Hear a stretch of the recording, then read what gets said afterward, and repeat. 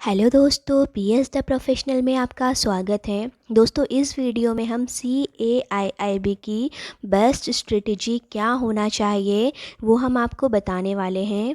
CAIIB एक बहुत ही toughest exam है, लेकिन अगर आप CIB एग्ज़ाम निकाल लेते हैं तो आपको सैलरी में एक साथ 2 इंक्रीमेंट तो मिलते ही हैं और आपका एडवांस नॉलेज भी बहुत अच्छा हो जाता है, जिससे फिर आपका पर्टिकुलर डिपार्टमेंट में ट्रांसफ़र भी जल्दी मिल जाता है। आज हम आपको बताने वाले हैं कि CAIIB दिसंबर में 1 मंथ रह गया है, तो 1 मंथ में कैसे आपको पढ़ाई करनी है ताकि आप ये एग्ज़ाम इजीली क्लियर कर सकें। सब्जेक्ट वाइज स्ट्रेटजी हम बाद में दूसरी वीडियोस में कवर करेंगे। आज मैं ओवरऑल टिप्स आपको देने वाली हूँ कि कैसे इन चीज़ों को फॉलो करके आप अपने एग्ज़ाम को 1 मंथ में क्लियर कर सकते हैं। तो आइए जानते हैं। सबसे पहली सबसे इम्पॉर्टेंट बात जो आपको ध्यान रखनी है, CIIB को बिल्कुल भी हल्के में ना लें। ये बहुत ही टफ़ एग्ज़ाम है, क्योंकि आप जो बुक से पढ़ेंगे, कई बार एग्ज़ाम सेंटर में जाकर आपको ये लगेगा कि आपने कुछ भी नहीं पढ़ा है। आपका पढ़ा हुआ कुछ भी एग्ज़ाम में कई बार नहीं आएगा, आपको ऐसा लगेगा, क्योंकि जो थ्योरेटिकल चीज़ें आप पढ़ते हैं और जो क्वेश्चंस आप एग्ज़ाम में जाकर देखते हैं, जो एग्ज़ाम में डिज़ाइन किए जाते हैं, उनमें बहुत अंतर होता है। हम ये कह सकते हैं कि एग्ज़ाम में क्वेश्चन बहुत एडवांस लेवल के तैयार किए जाते हैं, इसलिए कई बार पढ़ा हुआ आपके काम नहीं आता है, क्योंकि जल्दी जल्दी हम सिंपल चीज़ों को रीड कर लेते हैं, जबकि क्वेश्चंस बहुत एडवांस लेवल के वहाँ तैयार होते हैं। इसलिए फ़र्स्ट ये कि आपको प्रिपेयर रहना है इस चीज़ के लिए कि क्वेश्चन बहुत एडवांस लेवल के होंगे। जो सिंपल थ्योरी आप पढ़ेंगे, कई बार ऐसा होगा कि उनमें से कुछ भी नहीं आएगा। इसलिए आपको बहुत ज़्यादा डीप स्टडी की और बहुत ज़्यादा कॉन्सेप्ट को समझकर पढ़ाई करने की बहुत ज़्यादा ज़रूरत है।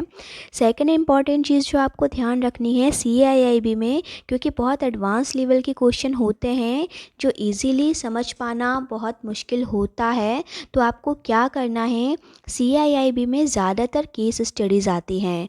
आप इन्हें सिंपली रीड करोगे तो भूल जाओगे। इसलिए आप जब कोई टॉपिक जो आपको सिंपली बस रीड नहीं करना है, जब भी आप कोई टॉपिक पढ़ें तो आपको क्या करना है कि उसे इमेजिन करना है प्रैक्टिकली कि आपके सामने वो चीज़ हो रही है। एग्ज़ाम में ज़्यादातर चीज़ें ऐसी आती हैं जो बैंक में हो रही हैं। पढ़ते समय आप ये फ़ील करिएगा कि बस अभी जो है कस्टमर आपके पास आने वाला है और आपको उसे सब बताना है।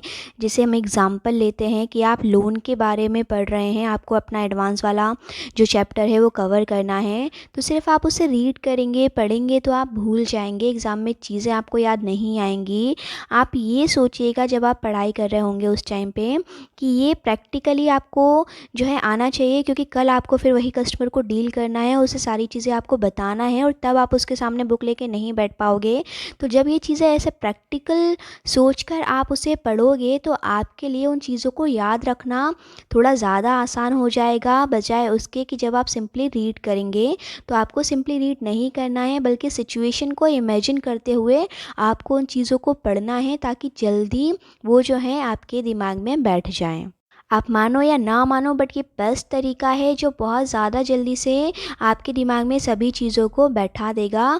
प्रैक्टिकली इसका मुझे बहुत फ़ायदा मिला था। इसे गहराई से आप समझिएगा और इसे इम्प्लीमेंट करने की कोशिश कीजिएगा, ये बहुत ज़्यादा फ़ायदा देगा आपको।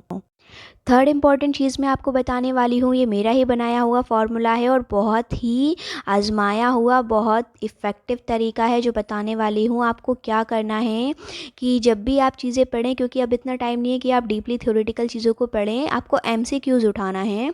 जब आप MCQs जो हैं पढ़ेंगे, तो जब एक क्वेश्चन आपके सामने आता है, उससे रिलेटेड 4 जो हैं ऑप्शन आपके सामने रहेंगे, तो पहले तो आप क्वेश्चन को रीड करिएगा। हो सकता है आपको नहीं समझ आए, तो क्वेश्चन को रीड करने के बाद उसका आंसर देख लीजिएगा, और वो क्वेश्चन तो आपका फिर कवर हो जाएगा।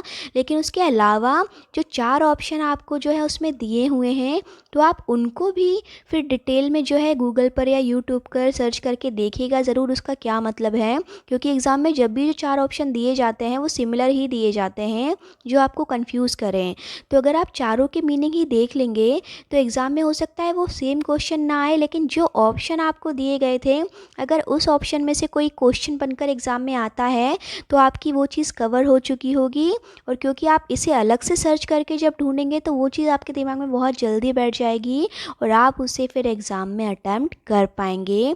ये बहुत ही अच्छा तरीका है, इसको आप ज़रूर इम्प्लीमेंट करिएगा। जो भी एमसीक्यूज़ आप पढ़ें तो चारों ऑप्शन को, जो भी क्वेश्चन से रिलेटेड दिए हुए हैं, तुरंत उनको कवर करें। उसका वेट ना करें कि जब बुक में वो आएगा तो मैं पढ़ूंगा। ये चीज़ आपको बहुत फ़ायदा देने वाली है।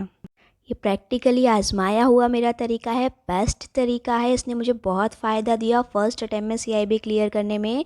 तो आपको ये ऑप्शन कोई भी नहीं बताएगा। ये मेरी प्रैक्टिकल चीज़ें हैं जो मैं आपको बता रही हूँ, इन्हें आप इम्प्लीमेंट ज़रूर करिएगा। फोर्थ जो चीज़ मैं आपको बताने वाली हूँ, ज़्यादा से ज़्यादा आपको मॉक टेस्ट देना है। जो नोट्स आपने बना रखे हैं शॉर्ट, अब वो आपको पढ़ना है, क्योंकि पूरा लेंदी चीज़ें पढ़ने का आपके पास टाइम नहीं है कि अब आप मैकमिलन की बुक उठाएँ और पूरा पढ़ें। तो आपको ज़्यादा से ज़्यादा सिर्फ और सिर्फ मॉक टेस्ट ही देना है। अब मॉक टेस्ट में जो क्वेश्चंस गलत हो जाते हैं आपको उन्हें एनालाइज करना है। एनालाइज करने से क्या होगा कि आप कहाँ गलती कर रहे हैं, कौन सी चीज़ आपके दिमाग में उस टाइम नहीं बैठ पाई थी। तो जब आप उसे एनालाइज करोगे तो जो गलतियाँ आपसे हुई थी वो आपको फिर जो है याद रहेंगी, क्योंकि जब एग्ज़ाम सेंटर में जाएंगे और वो कोई क्वेश्चन आता है तो आपको याद आएगा कि इसको मैंने एनालाइज किया था, तो हाँ मुझे याद है, और आप उसे फिर अच्छे से अटैम्प्ट कर पाओगे। तो आपको ज़्यादा से ज़्यादा मॉक टेस्ट देना है और जो भी गलत हो उसे तुरंत आपको एनालाइज भी करना है। एग्ज़ाम में एक एक नंबर बहुत इंपॉर्टेंट है, इसलिए एक भी क्वेश्चन आपको एग्ज़ाम में छोड़कर नहीं आना है। सारे के सारे क्वेश्चन जो है वहाँ पे आपको अटैम्प्ट करना है, इस बात का आप ध्यान रखिएगा।